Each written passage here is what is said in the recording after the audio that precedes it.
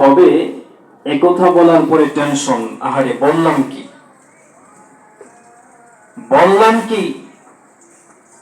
কারণ আবু তালেব তো এমন নেতা ছিলেন যার কথা এবং কাজে মিল থাকতো।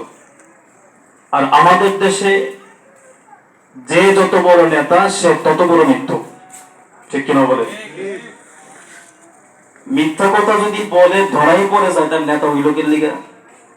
এমন ভাবে মিথ্যা বলে মনে হয় যেন কেবল জান্নাত থেকে এসে দাঁড়াইছে এখানে। যে যত বড় নেতা সে তত বড় মিথ্যু। এটা হচ্ছে আমার বাংলাদেশের অবস্থা। বলবেন হুজুর এত বড় কথা বললেন, এত বড় কথা আমি দায়িত্ব নিয়ে বলেছি, বিশ্বাস না হলে যাচাই করতে পারেন। বাংলাদেশে যে যত বড় নেতা সে তত বড় কি বলেন? যত বড় নেতা তত বড় মৃত্যু। আবু তালেব কি এমন নেতা নাকি? তিনি যে বললেন আগামীকাল বৃষ্টি হবে, টেনশন হয় আগামীকাল যদি বৃষ্টি না হয়, দৌড় দিলেন। তখনকার জামানায় গণকের প্রচলন ছিল বেশি, গণকের প্রচলন, পাদ্রী। তো মক্কা নগরীতে একজন গণক বসবাস করত, কাহেন। তিনি তাওরাত কিতাব দেখে দেখে, বিভিন্ন লক্ষণ দেখে দেখে বলে দিতে পারতো যে এই দিন কি হবে না হবে। কিছু লেগে যেত, আবার কিছু মিস্টেক হয়ে যেত। তো তাওরাত কিতাবের বর্ণনা দেখে এরকম বলতো। আবু তালেব হচ্ছে নেতা মানুষ, গণকের কাছে যাওয়ার পরে বলতেছে এইভাবে তো আমি বলে ফেলছি আগামীকাল বৃষ্টি হবে, এখন কি করা যায়? তো গণক ইহুদি পণ্ডিত আবার তাওরাত কিতাব খুলতেছে, খুলে খুলে দেখে একবার আকাশের দিকে তাকায়, আর একবার তাওরাতের দিকে তাকায়, একবার আকাশের দিকে তাকায়, আর একবার তাওরাতের দিকে তাকায়। হঠাৎ করে আকাশের দিকে তাকাতে তাকাতে তিনি দেখেন আকাশের মধ্যে ঠিক দক্ষিণ পার্শ্বে বরাবর একটা তারকা উদিত হয়েছে।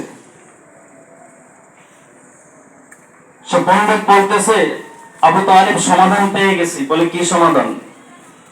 তাওরাত কিতাবের বর্ণনা অনুযায়ী আমি দেখলাম ওই যে দেখো আকাশের মধ্যে একটা তারকা দেখা যায়, একটাই মাত্র তারকা। এই তারকাটাই তোমার ভাগ্য বদলের নিদর্শন। সুবহানাল্লাহ বলে। আবু তালেব এখনো বুঝতে পারতেছেন না যে তারকা আবার ভাগ্য বদলের নিদর্শন কিভাবে হয়। তিনি বলতেছেন যে এই যে তারকা দেখতেছো, তারকা আর তাওরাত কিতাবের বর্ণনা হুবহু মিলে গেছে। তো মিলে গেলে কি হবে? তাওরাত কিতাবের বর্ণনা অনুযায়ী আজকের সুবহে সাদিকের সময় তোমার বংশের মুখ উজ্জ্বল করে এক পবিত্র সন্তানের আগমন হবে, যেই সন্তানের নাম হবে মুহাম্মদ সাল্লাল্লাহু আলাইহি ওয়াসাল্লাম। এই যে নিদর্শন আকাশের তারকা আর তাওরাতের বর্ণনা, এই সন্তানকে নিয়ে যদি তুমি দোয়া করো, সে হবে রবের প্রিয় বান্দা। তাকে নিয়ে যদি দোয়া করো, বৃষ্টি আল্লাহ চাইলে দিতেও পারেন। তো মোটামুটি একটা যান বাঁচানোর মতো সমাধান হয়েছে, কিন্তু এখনো ফাইনাল সমাধান না এটা।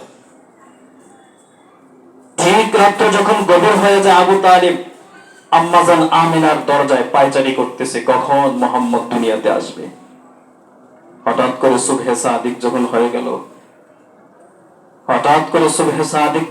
গেল, ভেতর থেকে আওয়াজ আসলো যে বাবা, আপনার নাতি মুহাম্মদ দুনিয়াতে পদার্পণ করেছে। তিনি আর দেরি করেন নাই। দুনিয়ার মানুষ দেখবেন দুনিয়াতে জন্মগ্রহণ করলে নাভির নাড় কাটতে হয়, খতনা করতে হয়। রাসূল করিম সাল্লাল্লাহু আলাইহি ওয়াসাল্লাম হাদিসে বলেন যে আমি নবী দুনিয়াতে খতনা করা অবস্থায়, নাভির নাড় কাটা অবস্থায় দুনিয়াতে পদার্পণ করেছি। আবু তালেব নবীকে নিলেন, শিশু নবী কোলে নিয়ে একটা দৌড় মারলেন, বাইতুল্লাহর চত্বরে দাঁড়ায় এভাবে উঁচু করে নবীকে আকাশের দিকে ধরলেন। আকাশের দিকে ধরে বলতেছেন, হে মুহাম্মদের মালিক, আরশ জমিন লৌহ কলমের মালিক, আগামীকাল সকালে বৃষ্টি হবে আমি বলেছিলাম, বৃষ্টি দেওয়ার ক্ষমতা তো আমার নেই। আমি তাওরাতের পণ্ডিতের কাছ থেকে শুনেছি আমার নাতি নাকি তোমার পেয়ারা বান্দা হবে। যদি সত্যি আমার নাতি তোমার পেয়ারা বান্দা হয়, আমার ওই শিশু নাতির ওসিলা করে তুমি বৃষ্টি দিয়ে দাও।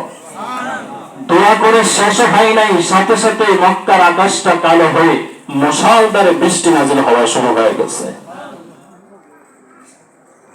তিনি বলেন, প্রিয় নবী সাল্লাল্লাহু